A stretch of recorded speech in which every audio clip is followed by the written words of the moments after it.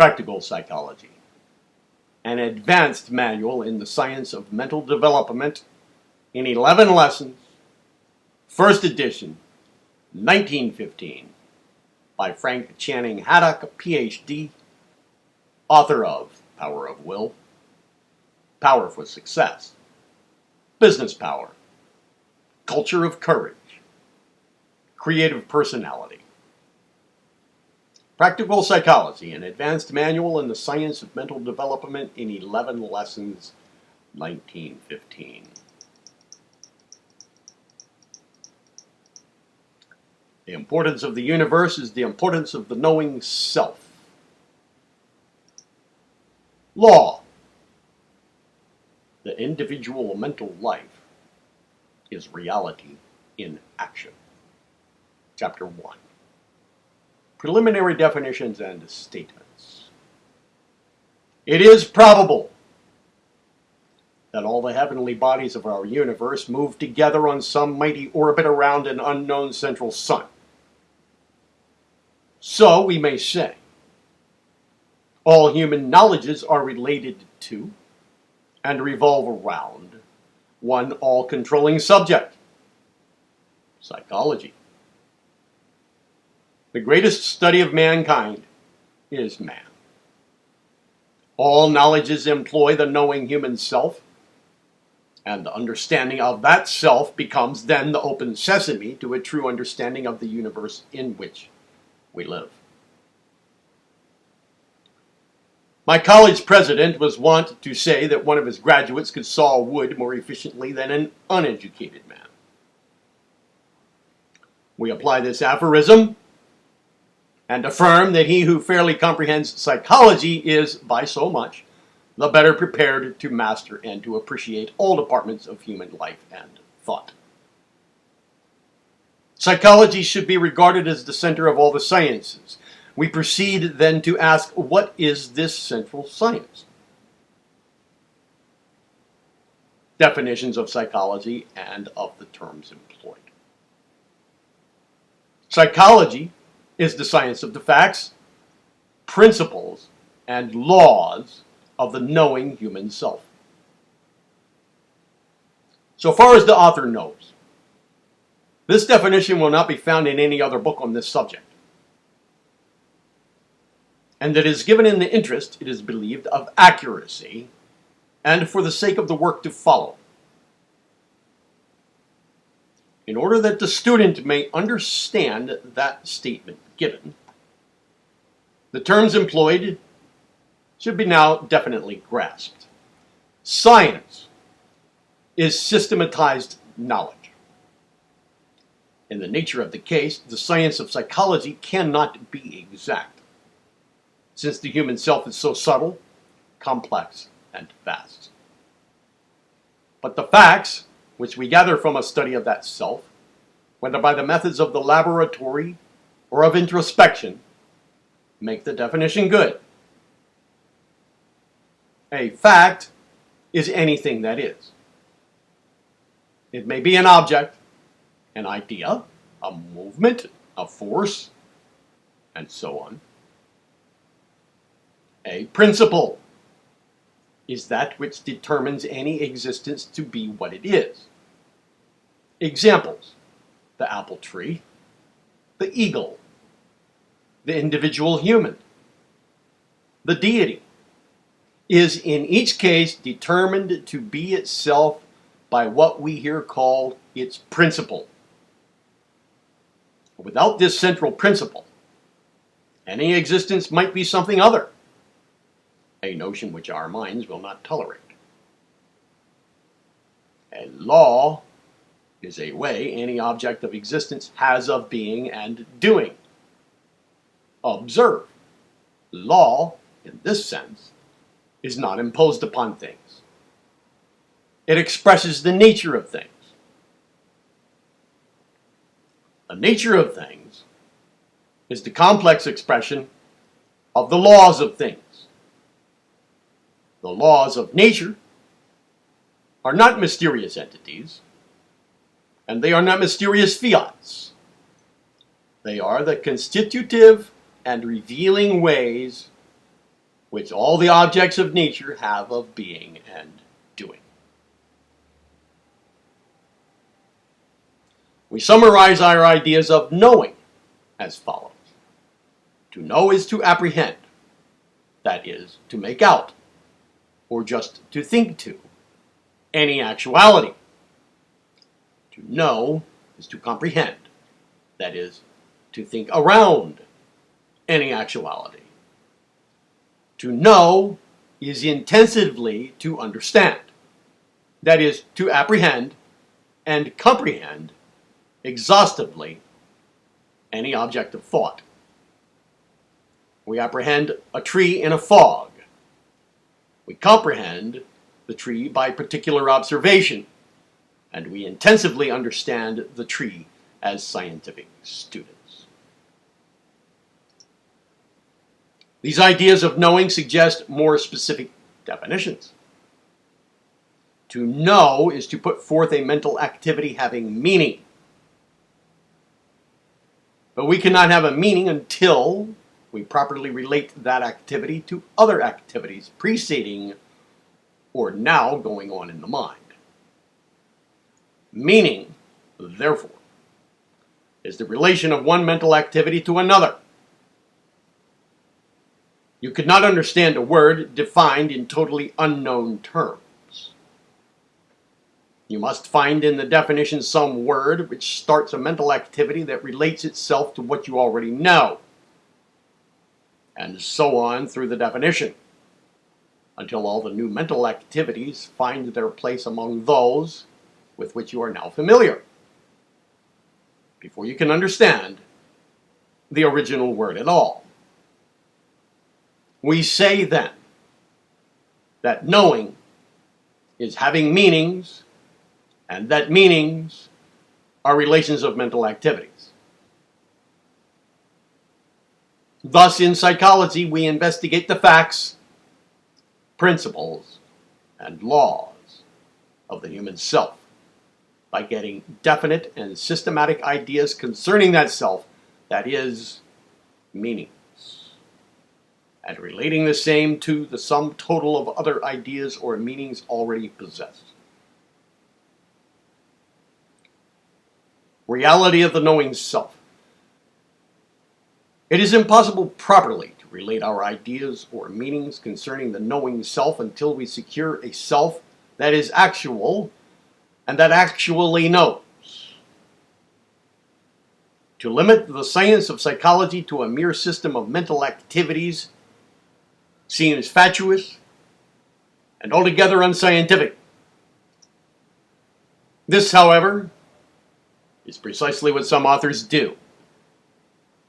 A so-called dark residuum of a real self is by many writers arbitrarily dismissed from their pages. The notion that there can be mental activities without a self to put them forth is on a par with the notion that the undulations called light can occur without an active medium between them, and that liquid and atmospheric waves may arise without a cause and travel in nothing. This book holds that no system of mental activities can exist apart from a knowing self constituting them a mind. Our fundamental proposition here is that every action demands an actor, that which we call the human mind demands a knower, that no number and no system of knowing activities can be identified with that which knows, that therefore a science of psychology imperiously demands as a foundation an absolutely actual human self. We proceed to indicate our conception of this self. The self is that which knows, more or less itself and more or less the external universe, and whichever unfolds its powers of knowing. Nothing can be a true human self which cannot accomplish these two achievements. To know the self is to identify itself as the self, and to know the universe is to identify that as the not-self. This means that a something manifests as a knower, that is, in a knowing self, and as the known, that is, as an external universe. Let us briefly suggest this doubly manifesting something. The self is real. On the basis of the axiom that every action demands an actor, we must hold that the self is a system of constitutive activities and of activities expressing the constitution suggested. This means that some fundamental reality underlies the nature of the self and expresses in all its activities. Some reality must constitute the self, and the self as actual must constitute that something. We call this the fundamental reality. Our proposition includes all objects of existence.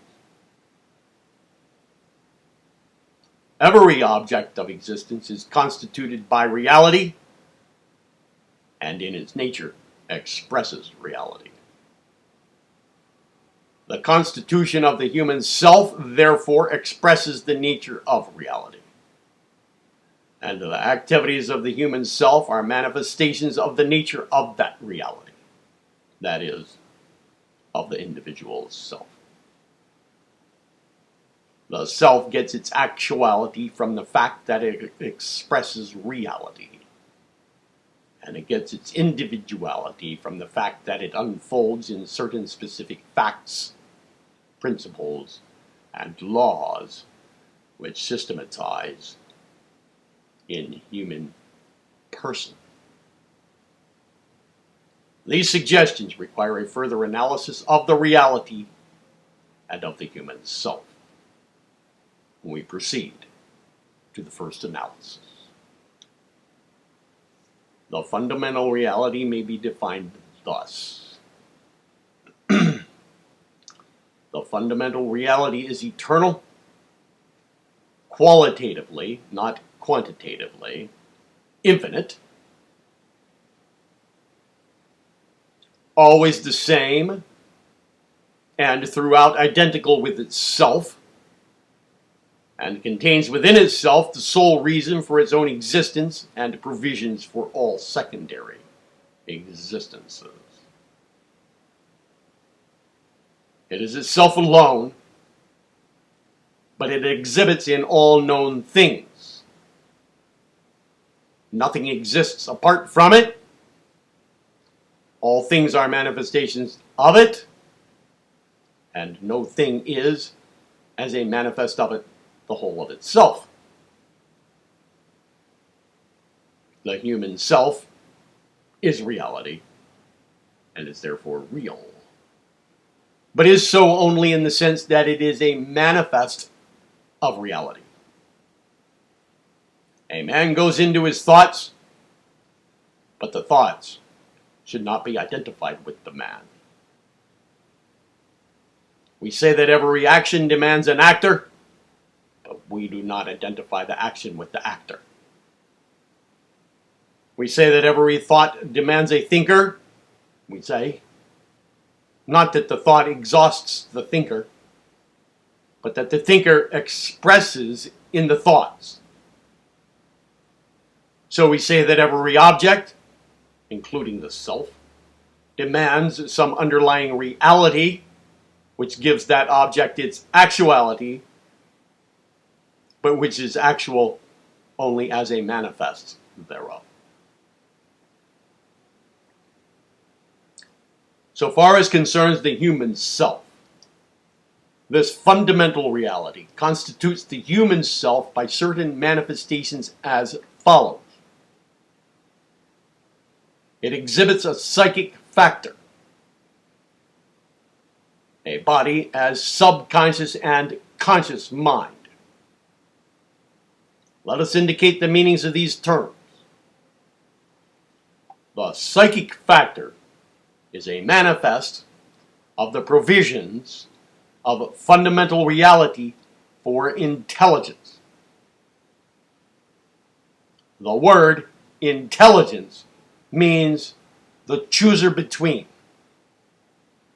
The psychic factor is that function or power in animal life which reacts, by way of choosing, to environment for the preservation and the development of the organism and its possibilities. In the lowest forms of animal life, we may describe it as tropism, but in higher forms it is called instinct. In the long run of evolution, the psychic factor unfolds reality into human person. In human person, it is the psychic factor which unfolds as the self and builds body and mind. Thus, the fundamental reality constitutes the human self, and through the human self constitutes body and mind, and further manifests itself through varying physical and mental characteristics and activities. The author holds that psychic factor, unfolding as the human self, creates the human body.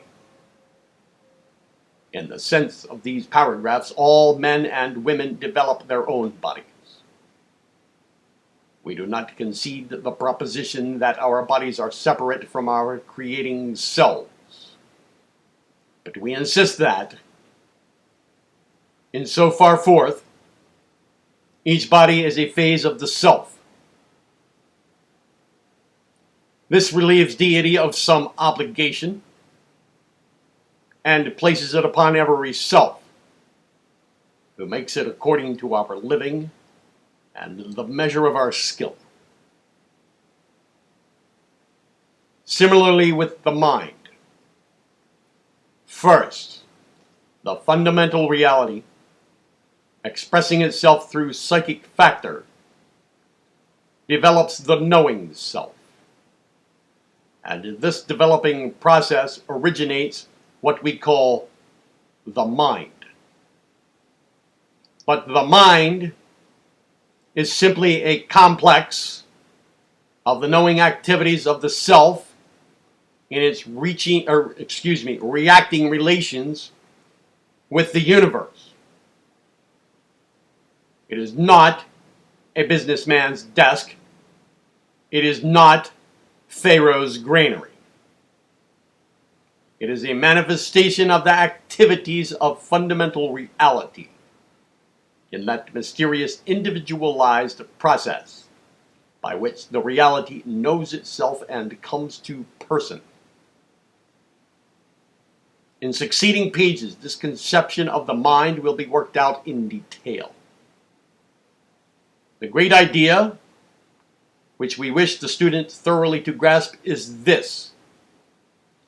Human person expresses something of the nature of a something, which we call the fundamental reality, departmentally exhibiting itself in psychic factor, the latter unfolding as a self which creates and develops the body and the mind. Well, let's now more specifically analyze this basic something. The fundamental reality is the ground and source of all existences, including the material and the non-material, and so finite and deific personality.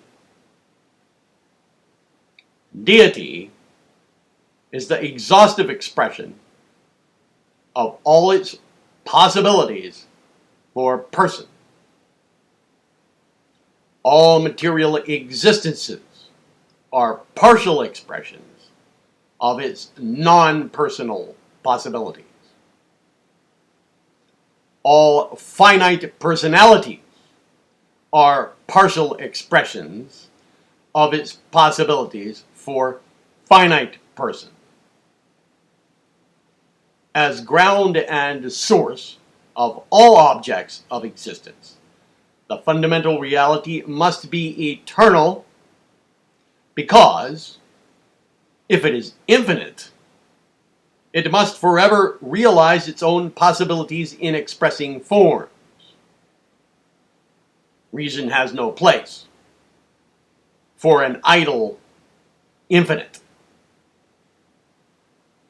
The fundamental reality must be qualitatively infinite, because reason can conceive of unlimited expressions of existences going on forever.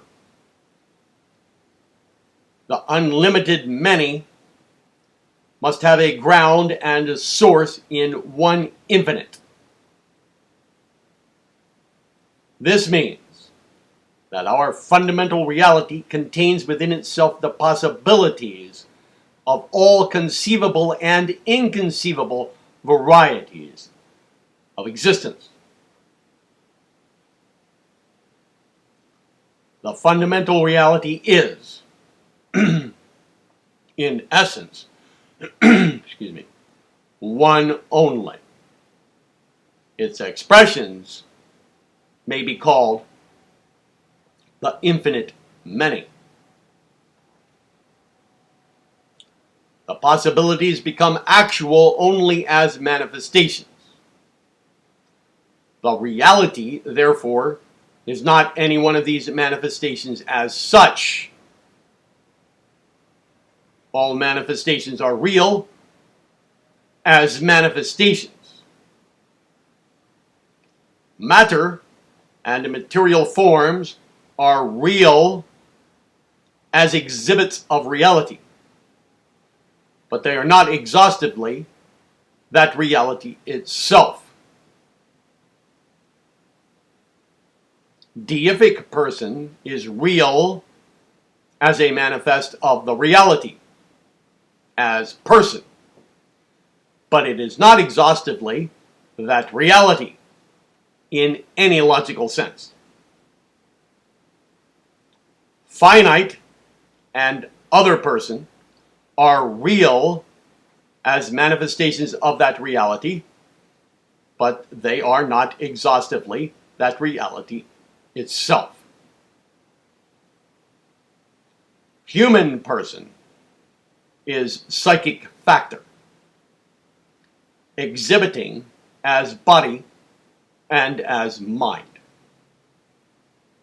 The fundamental reality contains within itself the possibilities of infinite and finite intelligence and will.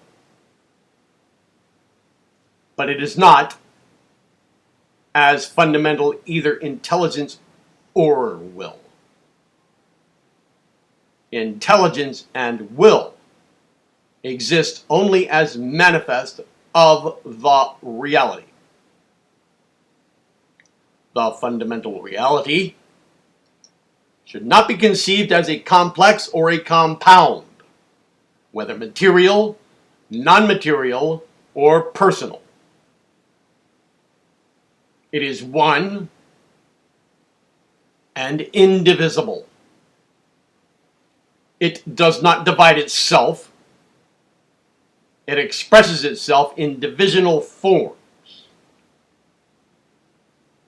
All the nature of the fundamental reality goes into each manifestation of itself, according to the grade of such manifestation. In the sense, then, of each manifestation being an expression of the reality, each may be regarded, as the Hindus say, as that. Every human person, therefore, is entitled to affirm, I am in essence that. The only conceivable end or goal of manifestations of the fundamental reality is this: the unfoldment, infinitely and eternally, of its infinite and eternal possibilities. This would mean an ultimately perfectly harmonious universe. When psychic factor emerges in the history of evolution, it tends toward the development of animal instinct and human or other intelligence.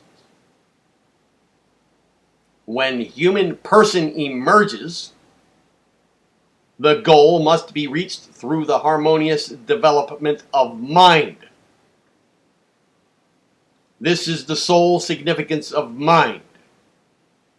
The development of knowing powers through interaction with the universe and the growth of person into harmony with all internal and external expressions of reality.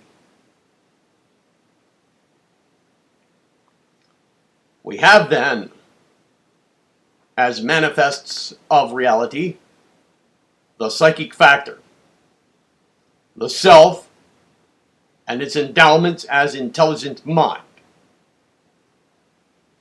One further factor is required. That factor is freedom. As the fundamental reality is not intelligence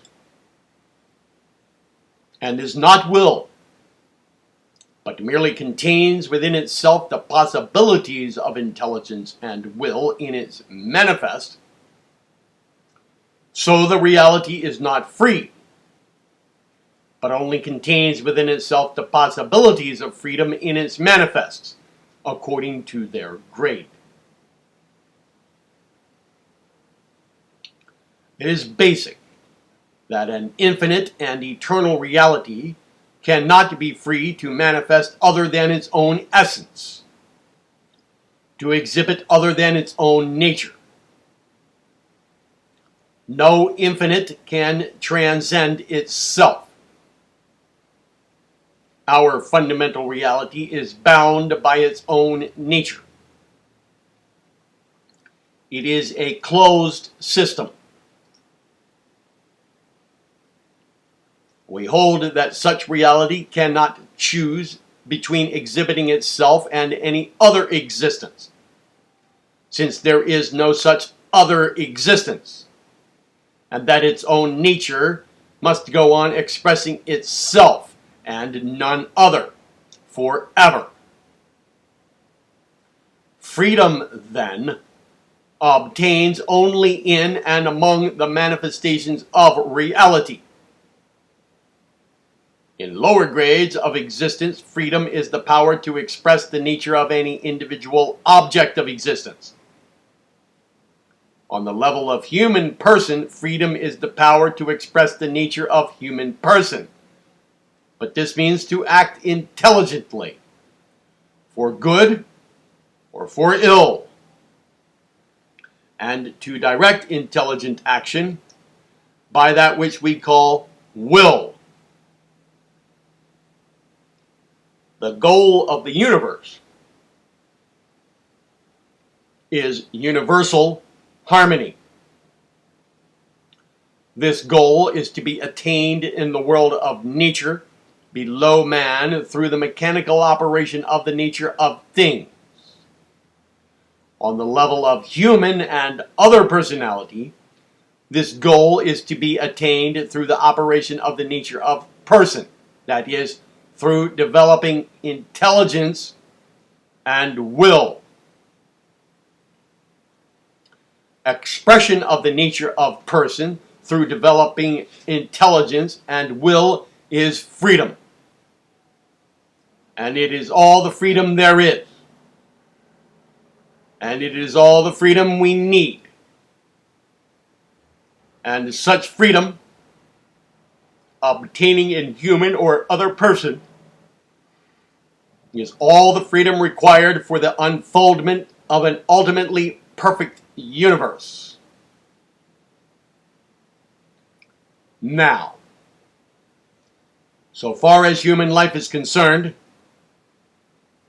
the instrument by which this mighty process is to be assisted is the human mind.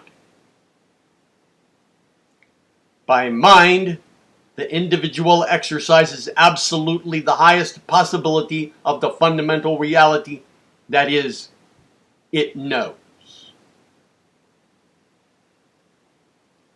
And in the knowing mind of any sort, the fundamental reality comes to consciousness, and thus begins the march toward the perfect expression of itself.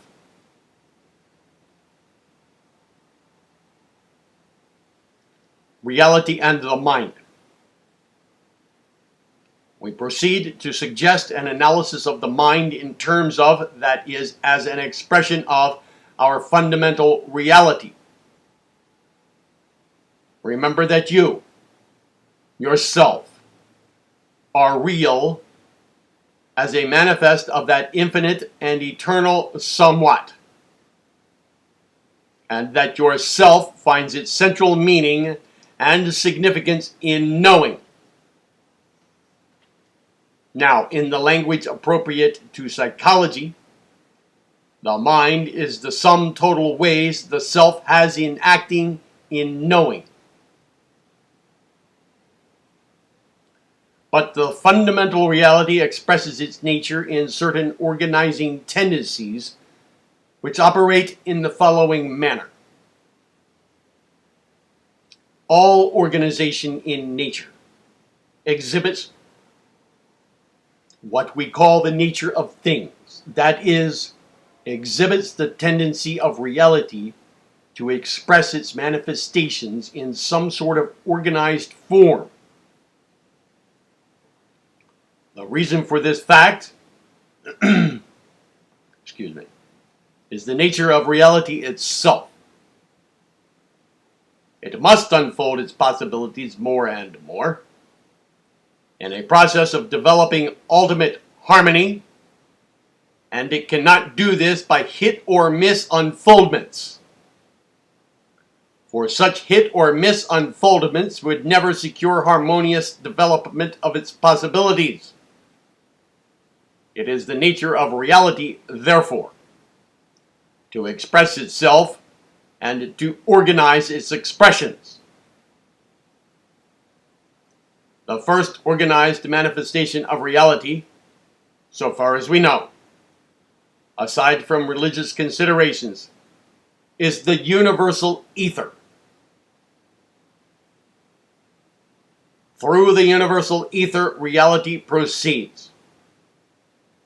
Next, to express and to organize in what we call matter. A further organization and expression of reality is seen in the psychic factor of lower animal forms of life.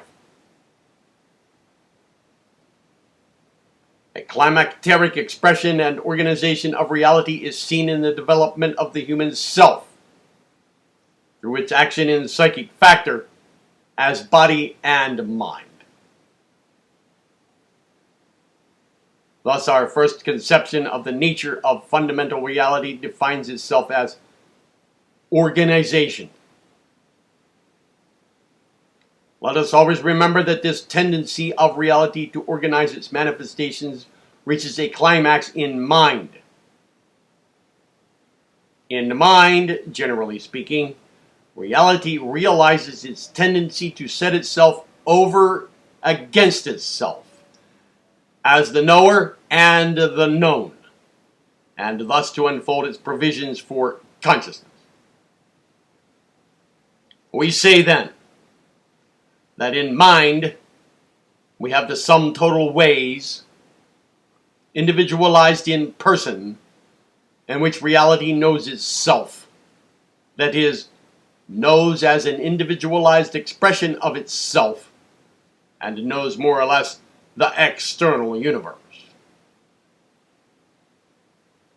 These sum total ways of knowing are the so-called mental faculties, and they constitute what you call your mind.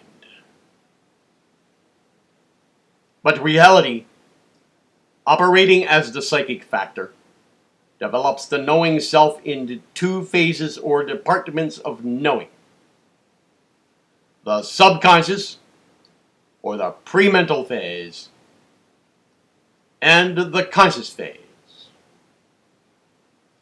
In the subconscious or the pre-mental phase of the knowing self, reality unfolds activities of psychic factor which cannot be immediately recognized or made the objects of direct attention.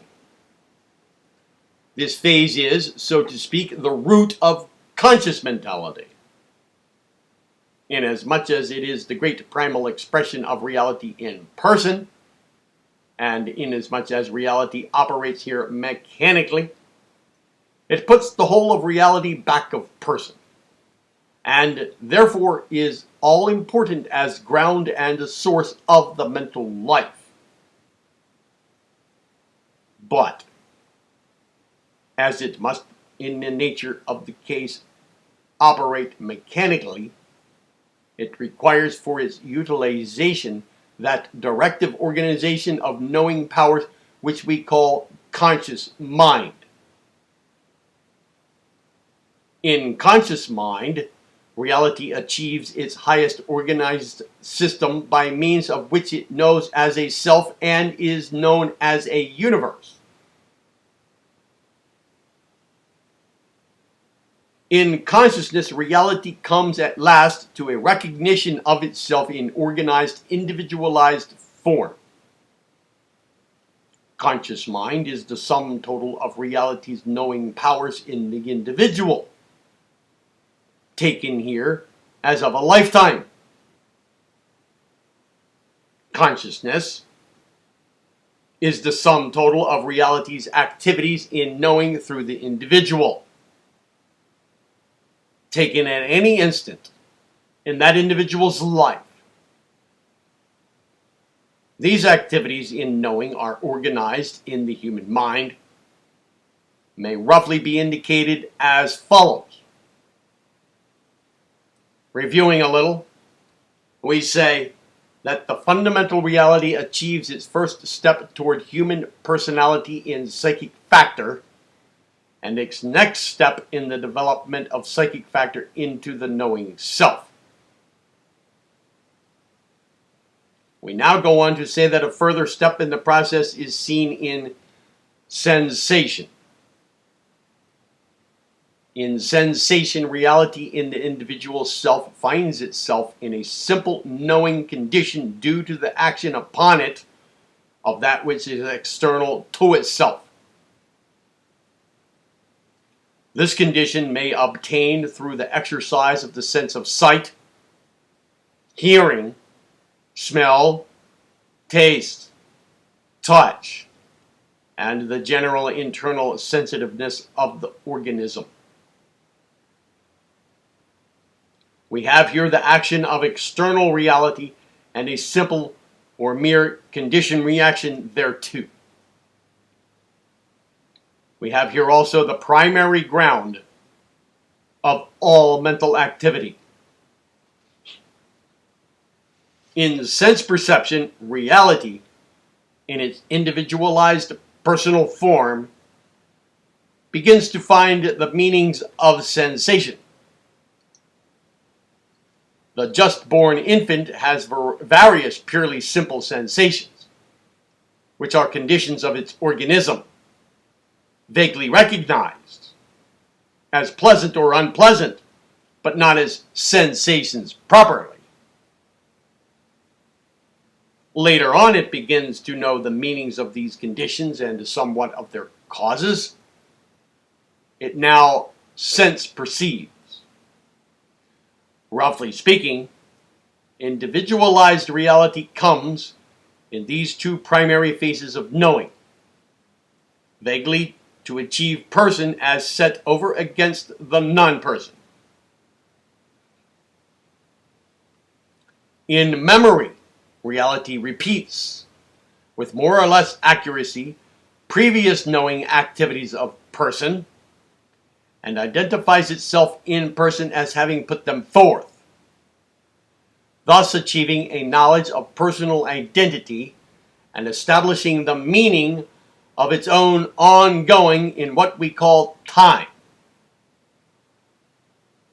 In imagination, reality exercises its individualized powers of memory and combines the activities involved therein into new forms. Sensation and sense perception furnish the raw materials of reality by which it unfolds person. And memory and imagination build those materials into the structure of personal development.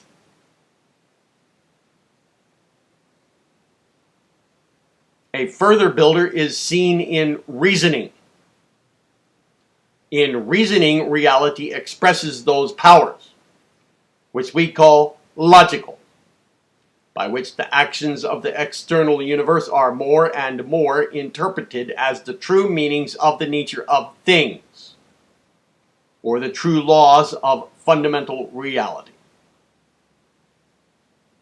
In feelings, emotions, and passions, reality expresses conditions in or of person which the self interprets as ideas or thoughts or states either conducive to or operating against personal welfare.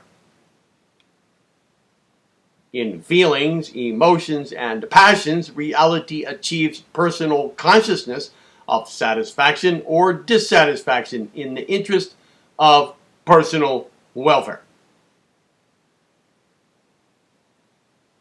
In ideation, reality comes to consciousness in person of the meanings of its own manifestation. These meanings are activities in knowing appropriate to every known object or condition, either of the self or not self, presented to intelligent conscious mind. As a matter of fact, ideas or meanings or activities of the self in knowing constitute absolutely the whole personal life. It is by means of such ideas that our fundamental reality unfolds itself in person,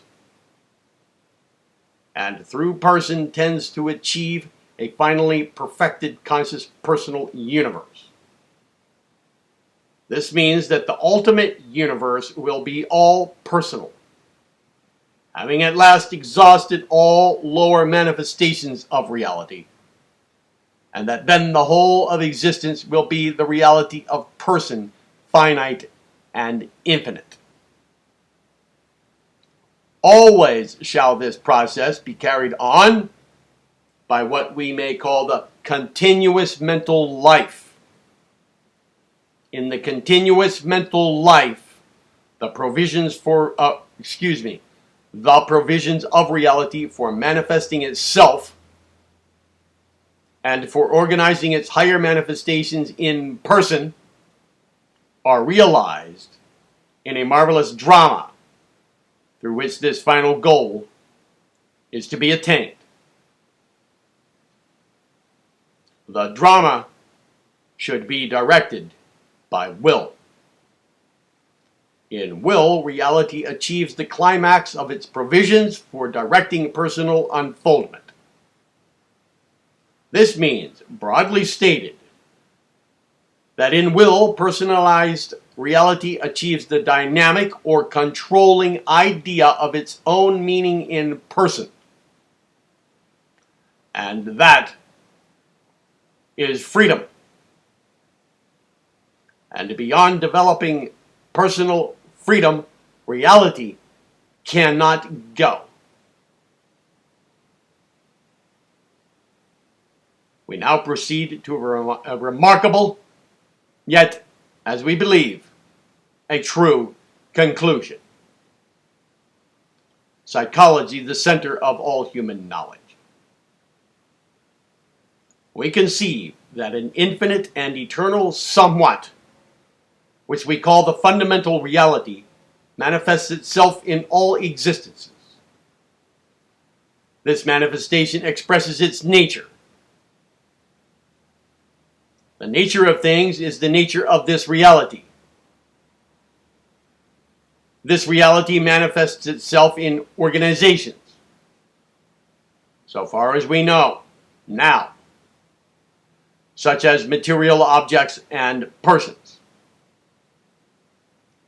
It is the nature of reality to unfold all its possibilities, and these possibilities climax in what we call person. All the manifestations of reality constitute a system, that is, a complex of systems, since they are already organized. The climax of these organized systems is person, since in person alone can reality achieve consciousness. A knowledge of conscious person, therefore, would seem to be essential to a proper interpretation of our knowledge of all other existences known. If we have scientific knowledge of plant organisms and of the evolution of chemical elements in them toward a point where animal life appears, we should interpret the processes of such evolution in terms of the forthcoming animal life. If we have a scientific knowledge of the evolution of animal life, disclosing eventually psychic power or psychic factor, we should interpret this evolution in terms of a process making out of a mere reaction to externals into known instincts. And this in terms of a process making out of mere instincts into rational, that is, into self-directive life. If we conceive of human life as climaxing all such processes, we should conceive of human life as a true interpretation of all that precedes it. If we interpret all that precedes human life in terms of its interpretative relation thereto, we must hold that an understanding of human personality is an explanation of our known world life. Therefore, let us hold that an understanding of human person gives us the basis of a finer and more complete understanding for the proper interpretation of all the facts of all the sciences. We say then that we shall the better understand any department of the physical world the more we understand that which climaxes and explains that world. In practical application, putting aside the sciences of the schools, we here say that the wage earner, the agriculturist, the businessman, the professional man, and so on, should be better fitted for his work by so much as he knows himself and the nature of other people. We say, too, that this theory is practically applied in actual life.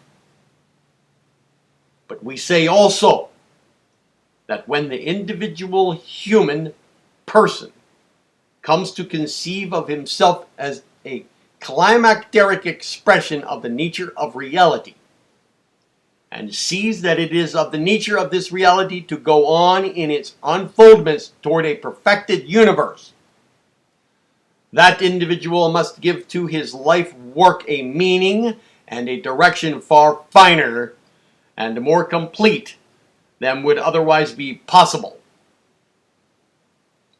This indicates the value of our present work, practical psychology. And this brings us to the regimes of this chapter. Practical regimes. The idea of the fundamental reality as the ground and source of all things may, to the average man, seem to be far-fetched and hard to understand.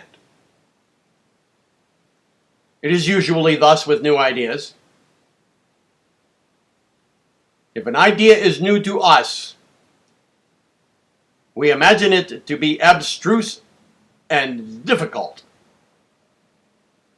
This is ordinary experience. When, however, we resolutely face such new idea and resolve to make a place for it in our life, its difficulties slowly disappear. We then make it a part of ourselves, and it becomes familiar, a familiar working element of our life. You are invited, therefore, to think somewhat as follows. Everything in my life was once new. With the most of these things I got acquainted, and they are now more or less commonplace. Moreover, all existences, including myself, must have some ground and source. All things that I know seem to be real. I will now say that the ground and source of my person and the universe is a reality. The idea of the fundamental reality will in time become as familiar to you as the idea of creative deity. Remember that you are a phase of that reality. You express its nature in your person and life.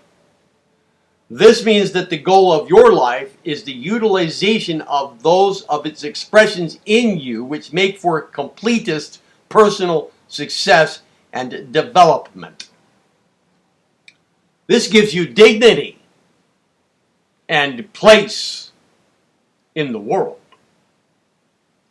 By so much as you come to feel the idea, by so much will you be able effectively to say, I am that. By so much as you come to feel this stupendous truth, by so much ought you to develop a feeling of power and efficiency. Do not be afraid of the new things in this book. They are only crude descriptions of the elements of your own mental faculties. You yourself are greater, more complex, and more difficult to understand than any psychology in print. If the language is unfamiliar, and if the ideas are new, remember that the greatness of your mind is adequate to their mastery. And above all, that the subconscious phases of yourself, if you persist in the study, will, in time, bring to your conscious mind a larger mastery of the book than you can possibly now expect. Observe, too, that as you pursue the study, the idea of a fundamental reality as underlying and as constituting your person will more and more unfold itself. It will more and more furnish to you a ground and an explanation of your existence, your life, and your goal. For a more elaborate discussion of the fundamental reality and its relations to the human self and to worlds, the reader is referred to the author's work, Creative Person. So far as the author knows, some of the ideas in the present book are new. This is true of the conception that the mind is a system of knowings, a system of mental activities which are meanings, and that meanings are the relations obtaining among mental activities. That is, that no activity can have a meaning until it is related in some satisfactory way to other activities. It is held, too, that the gist of memory is a repetition of activities previously put forth. This idea, as here worked out, seems also to be new. And the author does not know any work which suggests the theory that the human person has expressing ground and source in a fundamental reality. That this reality first expresses itself in the human psychic factor, and that the psychic factor builds the body, establishes the subconscious or premental phases of knowing, and finally creates the organized system of conscious mind. The author's treatment of the continuous mental life will, it is believed, not to be found elsewhere. So also in regard to the practical regimes. It is suggested then that, like Columbus, you sail straight into the West, for there lies a new continent. Chapter 2 will be System and Organization.